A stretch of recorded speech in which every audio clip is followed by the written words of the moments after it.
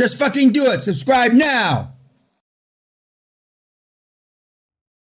But you should give serious thought to why and how you use your, you should just get off social media, but how you use your telco assets.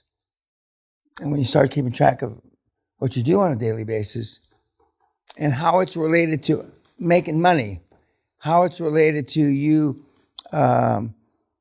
fulfilling your goals, and you see there's virtually no correlation. In fact, there's a minus correlation. If you're serious, you'll just change.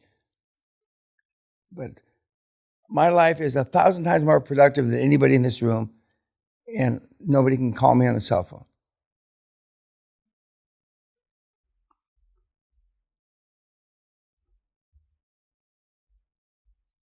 I haven't had a cell phone message. I think Kat may have been, I might have got a text, and I have Sally text Kat. I have Sally text EJ. I have Sally text the office. I don't. And when we, 4 or 5 months ago, we're in Washington, D.C., and the three, whatever the kind of phones they don't use anymore, 3 something or others. 3G. Yeah, 3G. We went into an AT&T office. I've had the same phone number for 30 years or so. And we went into an AT&T office, and the kid says it was this should be in the Smithsonian Institute, my phone. But I told Sally, we can't get out of here without them selling us a phone. My phone bill monthly was like $21 or $26 forever. Now it's $88. And I don't use the phone. And before, I don't know I have no data on my phone. Now I have data. I never use data, so now why the fuck do I have it? I'm not even sure what that means, but I got data now. Sounds like a hammer closer. Exactly. Fucking data. Fuck. When I come back in my next life, I'm going to come back like a guru with the silver group and the platinum and upsells and all kind of shit. And instead of giving you the pictures like we give you, we're going to sell you the photographs and do all that shit. Years ago, we had people that never asked for their pictures, and I asked innocently, well, these guys from so-and-so didn't ask for them because they thought they would have to buy them. And, that's a good idea. Maybe we ought to sell them, you know? Oh, Lord. Other questions? Yes, sir. So you believe you will come back? You will come back? In another life, yeah. I mean, I've had shaman and all kinds of people say I was a pharaoh when I went to. We were in in Greece, where various famous battles were fought. I mean, I felt a kindred spirit. I had been there before. When I dream about being, Paul, first disciple of Christ. I mean, I don't dream like shit like you do. Last night, I dreamt of being God at the creation. You are, but Mr. Well, thank you. And I've done some godlike shit. I mean, I've turned, shit into gold. 40 IQ monkeys, billionaires. I know. So to the extent that that's godlike, well then, I am. And to the extent that I know the Catholic Church blows smoke up my ass because I give them a lot of money, but I've got 60, 80 nuns every day, 20, 30 priests, 15, 20 brothers, half a dozen cardinals that say I'm on a rocket ship to heaven. A fucking rocket ship to heaven. Amen. And from their lips to whoever's ears are listening. But I mean, I have millions of you meatheads.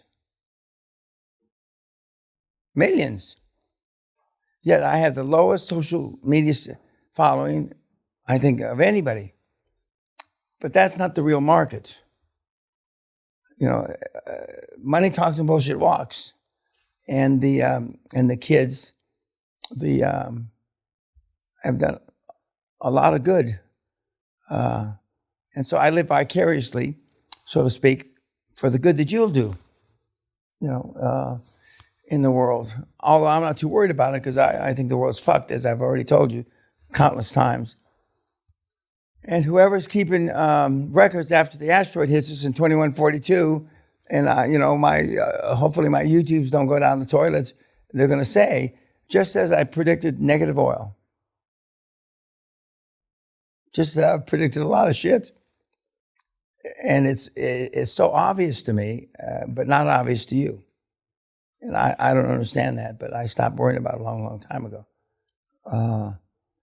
I told one of you tonight, the opportunities, which would be not politically correct, when Russia collapses again, there are going to be trillionaires made there. Fucking trillionaires. Not billionaires. Trillionaires. In Russia. Trillionaires. It's just like I predicted, Niam, there's going to be 1 million billionaires. Not maybe, not perhaps, abso-fucking-lute. And there's other parts of the world the same. But the parts of the world not everybody necessarily wants to move to because you're not willing to pay that price to action. And I'm not begging you to go. I don't really give a fuck, my legacy's in cement, so I don't really care about that. But when people say there aren't the grandiose opportunities, 99 days, 200 million anymore, that's so fucking wrong. You look stupid anyway. But that's so fucking wrong. It's not even close. It's absolute. There's still 50 places in the world that you can be a trillionaire. At least. But are you willing to take that risk? Are you, all the things? And most people aren't. That's fine, I'm not here to convince you to go and do that. But don't delude yourself that the opportunities aren't there anymore. That's a fucking lie. That's a fucking lie. That's what we are here for. What? That's what we are here for. That's exactly right. Well, somebody's going to put a bullet in Putin's head. I'll probably be on the first, we'll buy a plane again. I'll be on the first plane there. And the assets that the various big companies are pulling out of, and just energy, are in the trillions of dollars. And they're going to stop doing business with Russia. Well, somebody's got to take over those businesses. Somebody. Just as it happened after the wall fell in 89, 90. Those voids were filled. Not instantly. It took 2, 3, 4 years. But the same thing's going to happen again. And the 4 or 5 kids that I have in Niam in Saudi, 2 of which are Arabic, natural speaking, 2 of which are learning Arabic, But it will make Niam, the transformation of wealth that's going to happen vis-a-vis when Putin goes down will morph or will be so much greater than Niam. So how bad do you want it? Don't just flap your lips about it. Because it's available. And that's just one opportunity. That's just one opportunity. In 1903, thereabouts, when my grandfather got kicked out of the mafia, I'm 1/4 Sicilian. My grandfather was Don Tinoco. He was a mafia don. He got thrown. Now, I don't know how bad you got to be to get thrown out of the mafia, but apparently bad. And he got thrown out, and he went to Mexico, and he hooked up with Pancho Villa, robbed banks, raped, murdered, killed. And Pancho Villa became the president until he got assassinated. And I met my grandfather only one time in 1950-ish. I was about 5 years old. And kind of like in the movie The Godfather, wearing a big Panama hat, sitting there in his garden. I mean, just like in the movie The Godfather. And he's bouncing me on his knee, and and he's talking to me, and that's the first and only time I ever met him. But if I had known then, at 5 years old, I would have been stuck on him like stink on shit. He had a 2 million hectare hacienda. That's 5 million acres. He was rich beyond belief. Fuck, I would have sold myself to him. And that's why my grandmother, as she's dying, says, "Forgive me, Dan, for leaving your grandfather," because she walked away from all that. Just because he was fucking 4 or 5 other women. How short-sighted could she be? God rest her soul. So, but opportunity only comes by a few times in your life, guys. And a couple of you have already had opportunities slip through your fingers. I don't know what it was. And sometimes I do know what it was because I read your files. But only a few times. And I've jumped on almost all my opportunities, except Adidas and a few other things, Nike. But I'd go to Russia in a heartbeat. Fucking heartbeat. I wouldn't think about it. I'd have to postpone my elective aspirations because I'd fucking cut my wrists. Trillionaires are going to be made. Forget fucking billionaires. Motherfucking trillionaires. Would you go there now, Mr. Peña? I would have gone yesterday. Would you wait for? I would have gone. If I didn't have this fucking seminar, I would already be in there. And what would you? No, it's not. No. It's not what I would do. It's what you would do. You're not going.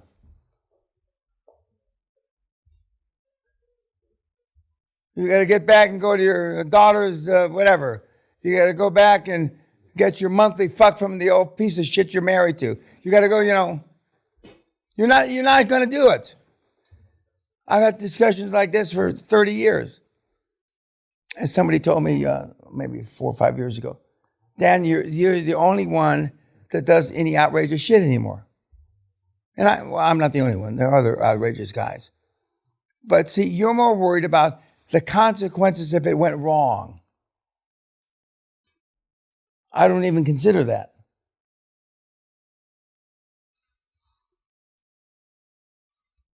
I mean, that alleviates, I've never thought of it as being pressure, but that alleviates a lot of whatever you call pressure if you're not worried about the consequences.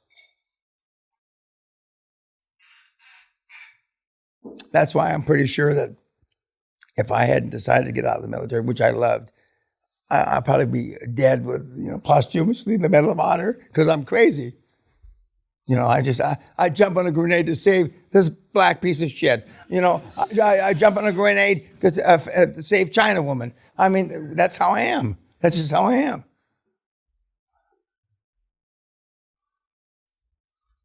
Other questions?